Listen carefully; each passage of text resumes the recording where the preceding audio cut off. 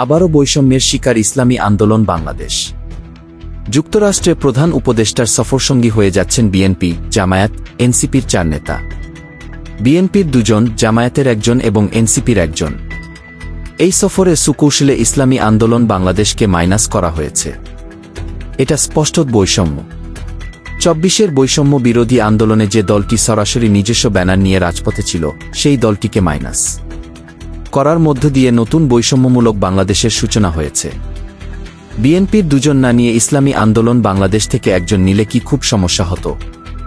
এটা কিসের ইঙ্গিত দিলেন ডক্টর ইউনূস? নাকি ইসলামী আন্দোলন বাংলাদেশ ট্রান্সজেন্ডার নামক সমকামিতার বিরোধিতা করার কারণে তাদের মাইনাস করা হয়েছে? ডক্টর ইউনূসকে সবচেয়ে বেশি সাপোর্ট দিয়েছে ইসলামী আন্দোলন বাংলাদেশ, অথচ তিনি সেই দলটির সাথেই বৈষম্যমূলক আচরণ করেছেন। অন্তর্বর্তীকালীন সরকারের কাছে এটার সুস্পষ্ট ব্যাখ্যা চাওয়া উচিত ইসলামী আন্দোলন বাংলাদেশের। সেই সাথে সোশ্যাল মিডিয়ায় একটা জোরালোভাবে প্রতিবাদ হোক। বৈষম্য বিরোধী আন্দোলনের মাধ্যমে ফ্যাসিস্টদের পতন শেষে এভাবে আর কোনো বৈষম্য মেনে নেওয়া যায় না। এনসিপি কি ইসলামী আন্দোলন থেকেও বড় দল?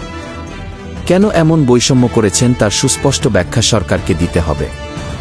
এআইবির খবর পেতে আজিজুল শেখ নামের পেজটি ফলো করে সঙ্গে থাকুন। ধন্যবাদ।